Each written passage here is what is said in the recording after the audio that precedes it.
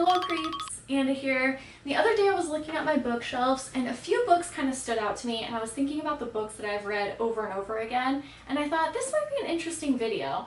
So here we are today. I'm going to be talking about the 5 books that I will read over and over again till the end of time. These are my most read books, I believe, on my bookshelf. Before I start, please let me know down below what is a book that you will just read over and over again that you just love so much and keep coming back to.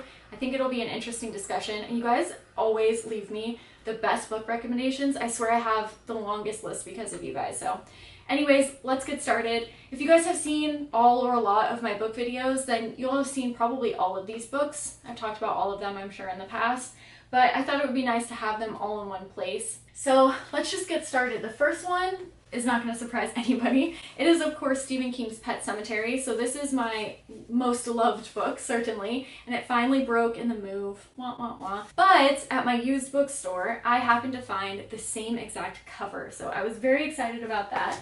So this is probably my most read book, I think, that I own. I've read this so many times. I think the first time I read it was in maybe junior high, maybe high school. I was quite young when I read this the first time, and then I've just read it so many other times throughout my life, before college, after college. I just always come back to this book. I don't think I need to give too much of a synopsis on this. It's about Louis Creed and his family. They move to a new town, and when his daughter's cat passes away, he knows that she'll be devastated, so instead he goes to this ancient Indian burial ground that has, I was gonna say soiled soil, that's not the word I'm looking for, where the ground's gone sour. And he buries the cat there as per the recommendation of his neighbor. So the cat does come back, but it's not exactly the same.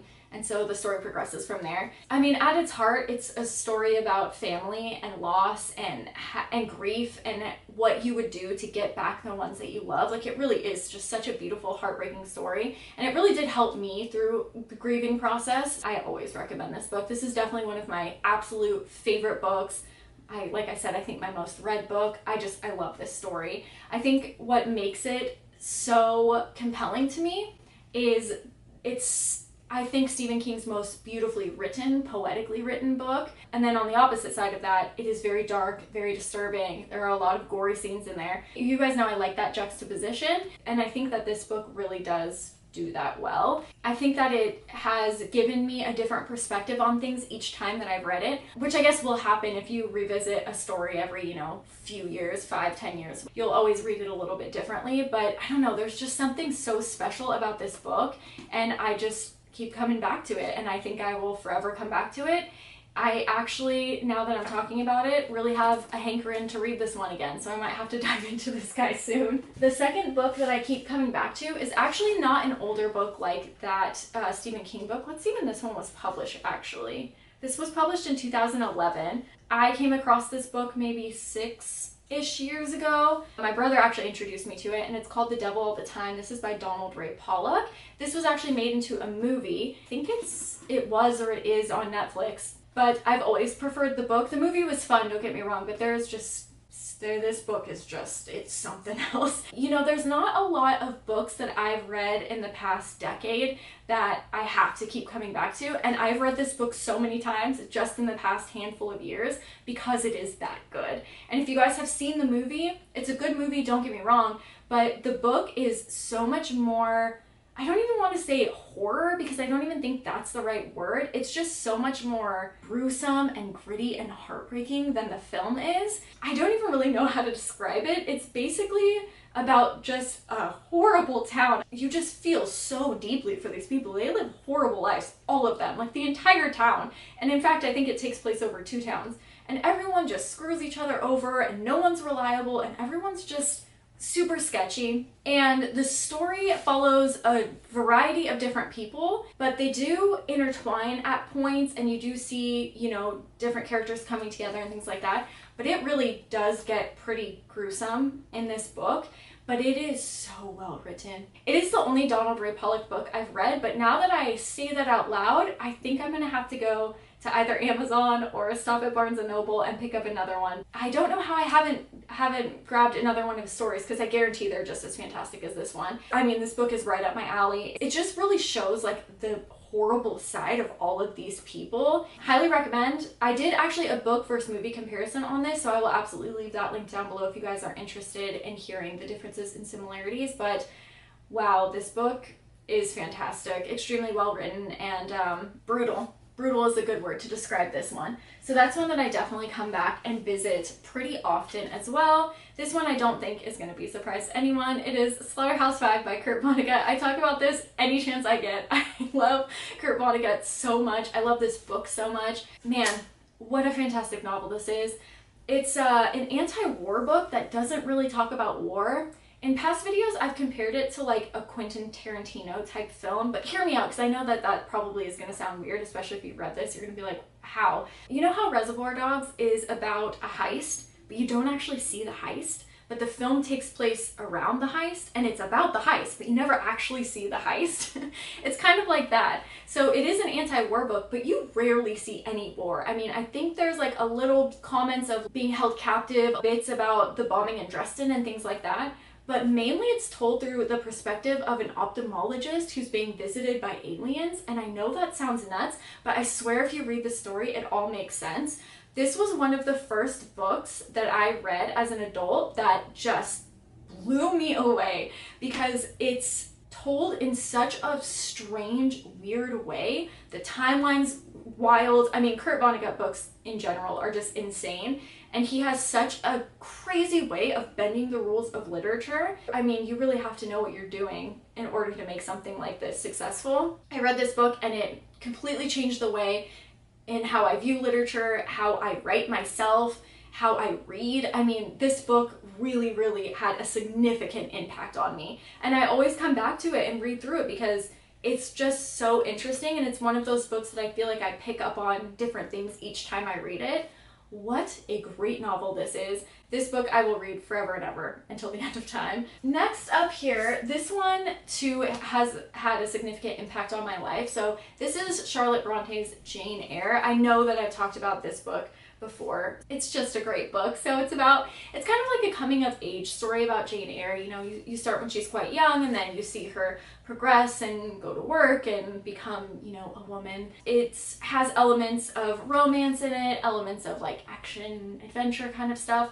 But there's also, surprisingly, some dark, creepier elements, and dare I say some horror elements in this as well. So I started out in college not as an English major. I switched my major a few times. When I went to university, like when I transferred from community college to university, I was an American Sign Language interpreting major, and I loved English. I knew I wanted to be a writer. That's always what I wanted to do and was my main goal, but it really kind of broke my heart to not take deaf studies classes anymore and change my major to English.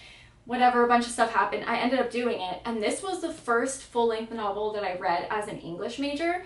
And the reason I was so hesitant was because, you know, I write horror, creepy, weird stories, and I didn't know if any of my works would ever be taken seriously, or if I could, you know, submit my works to teachers who are professionals, who have MFAs or whatever, who are published writers. And this book changed that for me. This book made me realize that there are spooky, horror, creepy, weird elements in almost everything you read.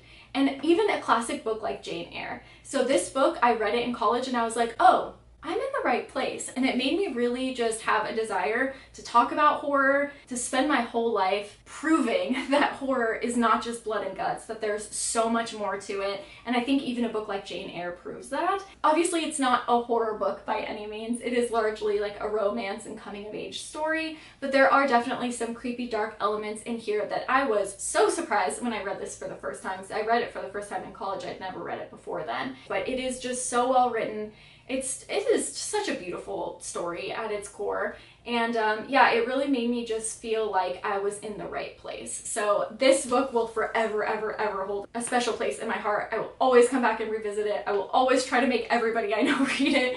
I don't know where I would be if I hadn't taken those English classes and gotten a degree in English with an emphasis on creative writing. By the way, my stories are always linked down below if you guys are ever interested in listening to them. But anyways, last up, Franz Kafka. So this is actually a book of short stories. Look at how beautiful This actually isn't the typical Kafka book that I read, but I think I let my brother borrow that one and he just moved to another state, so I will never get that one back.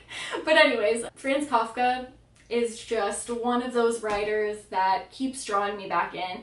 It's almost like a Kurt Vonnegut situation where his stories are so strange and odd, but a lot of his work does focus on this like mundane, infuriating, bureaucratic aspects. I mean, even things like the Metamorphosis, which is I think probably his most popular story, where Gregor, I think his name is, wakes up a bug and his first thought is like, how do I get to work? There's a lot of themes like that within his stories. I personally love, I love like the Penal Colony.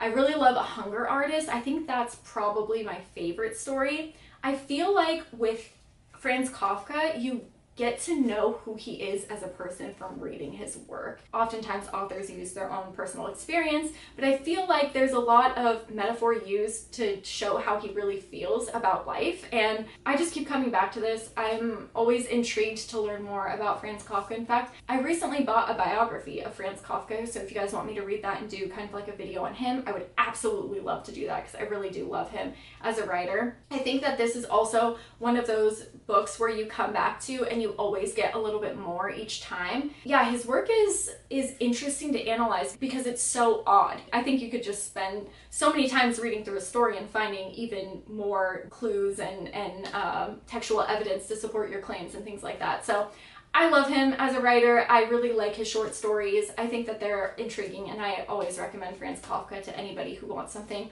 a little bit strange. Even some of these are unedited, not unfinished, things like that. So even those are interesting to go and look at and see where was he going with this. It's kind of a mystery in itself to read some of his work. So fantastic collection of stories. If you guys haven't checked out Franz Kafka, highly recommend. He was another one that I was introduced to in college and just blew my mind. I really just absolutely adore Kafka. So those are my 5 books that I will read over and over again till the end of time. My most read books. And it's not that these are like my favorite books in the world or my top favorite horror books, but each of them have something so special and different from one another that I always end up going back. So that is the video for today. Thank you so much for watching. Please do not forget to leave a comment of the books that you reread very often, and I will see you soon with another horror video. Bye guys!